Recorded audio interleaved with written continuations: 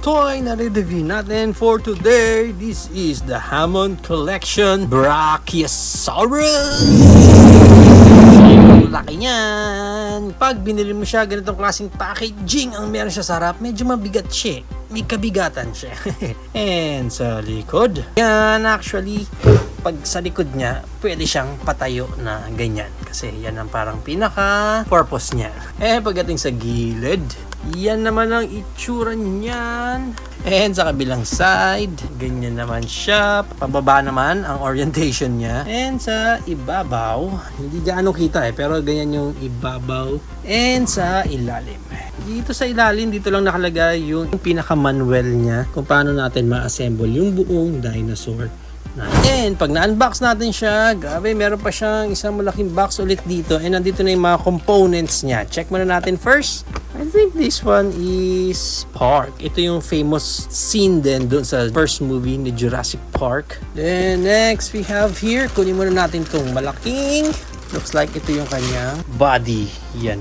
So para din pala tayong archaeologist dito. Para tayong nag-dig up at magbubuo ng dinosaur. Then next we have here legs and part na ng neck. Paper lang naman siya, paper ties, pero ng pinaka neck. Para siyang seahorse. Next we have here another set ulit na kanyang legs. And our last piece here, yung kanya namang tail. With all the pieces na meron na tayo dito lahat, maganda, tingnan na natin yung pinaka-details niya para mamaya bubuuhin na lang natin siya. Start tayo dito sa kanyang pinaka-bone tooth. Ito yung pinaka-connector niya mamaya. And then makikita nyo dito yung details ng kanyang tail. Okay, but makikita nyo rin yung details dito, yung texture ng kanyang dinosaur skin. Ganda. Okay. I don't know kung front legs to or back legs ito. So, check na lang natin yung isang piraso ha. Kita nyo rin dyan yung details, yung texture ng kanyang dinosaur skin. Ganda. Tapos yung pagka-weathered or dry brush coating para dun sa kanyang skin. Ang ganda. Wow. And then yung kuko niya, mga cutics na rin siya, which is nice. So next part naman ng legs niya na to, na mas malapad. So looks like back legs siguro to. Check lang natin. Mukhang tenga ng elephant. Pero ang ganda kasi ng texture talaga. Ang ganda ng texture ng skin. Okay na okay. Pero parang medyo dry lang yung pagkaka-paint sa kanya. And then we have here yung kanyang main body. Okay, iba yung shade ng brown niya dito. Mukhang ito yung ilalim. Mas darker, of course, sa taas. Pero tingnan mo naman yung molds na yan. Tingnan mo yung texture na yan. Grabe yung texture. Full plastic siya. Pero this one, yung katawan niya parang hollow na sa loob eh. Yan, hollow na yan dyan. Next, let's proceed na ngayon dito sa kanyang head. Oh, ganda. Look at the eyes. Tulad dun sa T-Rex. Kung di nyo pa napanood yung sa review natin sa Hammond Collection T-Rex natin, no?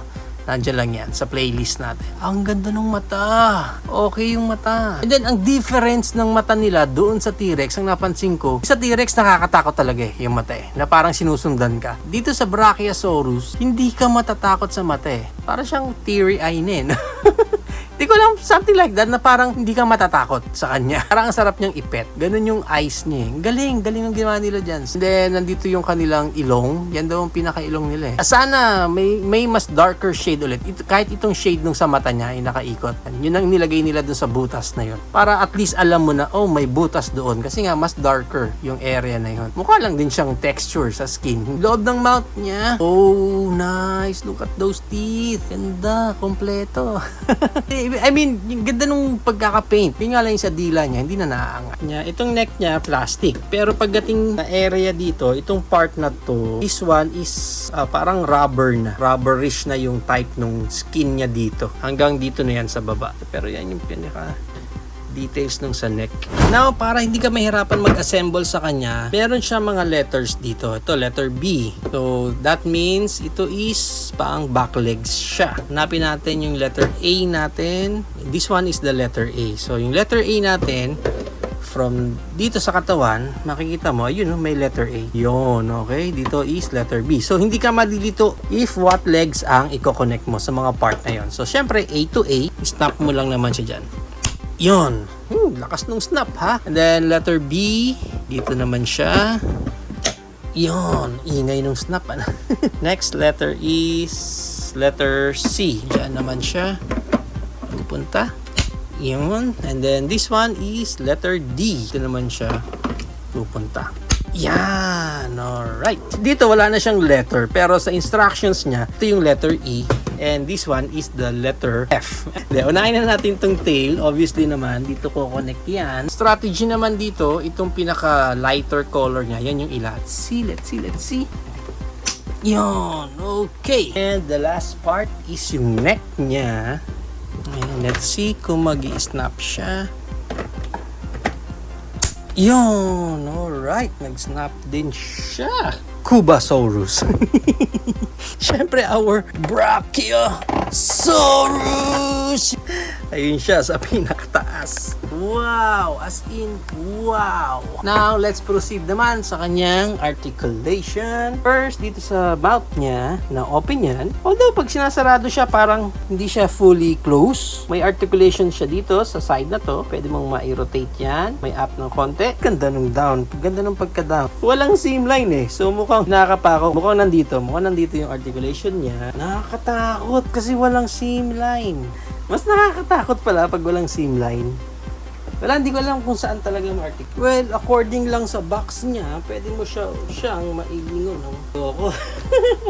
Ayokong pilitin. Baka masira agad. Sorry, hindi ko talaga alam kung yung articulation niya sa portion na ito. Anyway, pagdating pa dito sa part na to, articulation niya is pwede mong ibaba. Grabing hirap. Ayan. Ganyan ang itsura niya. Hindi, pag ganyan yung position niya, pwede mo sigurong i-forward ng ganyan yung sa ganyan. And then, ibabalik mo siya. And pagdating front legs niya, may forward siya ng ganyan. Then, backward na ganyan. Wala nang any tiltage dyan. Pagdating dito sa part na to, yan, pwede pa maangat ng ganyan. And hanggang ganun lang. Pinakapaan niya dito, forward and backward.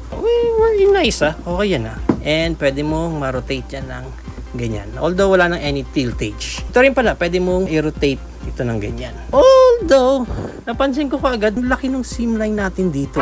Laki ng gap na yun Parang nagdududa ako sa gap na to. Masyadong malaki. QC issues lang ba to? Pagdating dito sa back legs niya, forward ulit ng ganyan. Hanggang ganyan lang yung forward. Yung backward. Ayan, hanggang ganyan. So, 1, 2, 3. Pagdating sa tuhod niya, pwede mo ma-forward ng ganyan and ma-bend pa ng ganyan. And then, pwede mo rin maikot yung portion niya na yan. Pagdating dito sa pinakapaan niya, pwede mo ma-backward ng ganyan and pwede mo ma-forward ng ganyan. And then, pwede rin ma-rotate yung likod niya. Nice! Good. Okay yun. Pagdating ngayon dito sa tail niya, itong portion na to, pwede mong maiangat ng ganyan. Pwede mong maibaba pa ng ganyan. And then, itong tail niya dito, pwede rin ma-rotate ng paganyan. So, pwede mo siyang ma-side to side. After nyan, next articulation niya is dito na sa gitna. Tail, pwede mong maangat ng ganyan. Pwede mong maibaba ng ganyan. And pwede mo din ma-tiltage sa gilid. Pwede mo rin ma-rotate. Yan. Ang ganda nung articulation niya dito sa tail.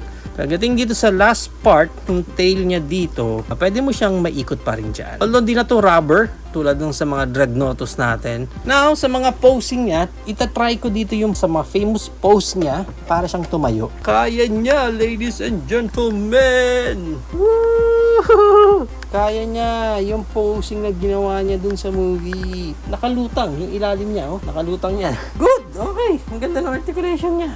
And then, right now, check naman natin yung size niya. Yung haba muna ang kunin natin. 3 feet, so mga 40, 42. Pero according kasi sa box, 43 inches yung haba niya. Pero yung height daw niya, ang height niya is, yun, tama, 27 inches nga siya. Ang laki. Na maganda nito is i-compare na natin siya sa iba pa nating dinosaurs tulad ng ating Hammond collection. The T-Rex, isa sa pinakamagandang dinosaur din sa collection ko, itong T-Rex na to. And next we have Triceratops. Ayan naman siya, mas maliit na talaga. Mosasaur. Yan naman ang size niya. Hindi na sila magkasya, guys. And oh my. tanggalin muna natin yung iba. Ito yung ating Dreadnoughtus. Wala kabilaan. Kaya ba ng kabilaan? Ayan na, itsura nila guys. Hindi ko alam kung paano gagawin ko rito pero hindi na sila magkasya sa camera natin. Although sa body, mas macho siya compared kay Dreadnoughtus na parang mas busog siya. If you are planning to buy this Brachiosaurus Hammond collection, ang price range niya is around, actually malaki ang price difference eh. May iba nagbebenta nito mga nasa around 6 to 8K, pero pupunta ka sa mga local toy store natin, I think ang SRP nito is nasa around 12K na siya. Guys, na ang ating Hammond collection. What do you think of this gigantic dinosaur na meron tayo ngayon? Is it a go for you or a no for you? Whatever thoughts, please comment it down below. But for me, I think kung meron ka na ng first version nito na Brachiosaurus, ang pinaka main difference lang naman nila is itong articulation niya, yung rubbery neck niya, and also yung mga articulation niya dito sa paan niya and sa tail niya. Parang mas limited kasi yung articulation ng unang version nito. For me kung may ganun ka na, pwede mo nang i-justify na pwede na yun. Kung pang di-display mo lang, parang masasayang lang masasayang lang yung mga added feature dito sa bagong labas na. Pero kung mas naghahanap ka ng more pose para sa dinosaur na to, yung playability niya, mas mape-play around mo siya, I think dito ka sa second version na Brachiosaurus. Although hindi naman siya perfect for me kasi parang kanina ko pa tinatry na itayo ng straight. It's like parang kung matatayo ko siya ng straight, dapat yung isang paa niya is naka-forward, ganyan, and then yung isa move backward. Pero kung ipapantay ko yung paa niya, tulad nung isa doon sa kabila, ayan, so umaangat yung paa niya doon. Hindi siya talaga pantay. Hindi ko rin magets kung bakit eh. Kailangan mo talagang i-backward ito para bumaba sa ground itong paa niya dito sa kabila. So, may mga ganun siya na issue. I don't know kung ganun talaga yung pagkakadesign sa kanya. Pa na parang may QC issues lang ako. Dito kasi sa kabila, walang gap. Pero dito sobrang laki nung gap. So, looks like nakakuha ko ng may QC issues kasi sobra talaga laki nung gap na yan. Overall, okay naman sa akin. Hindi ako nagsisisi na kumuha ako netong Brachiosaurus Hammond collection natin na to. Another gigantic dinosaur ulit madadagdag sa ating collection.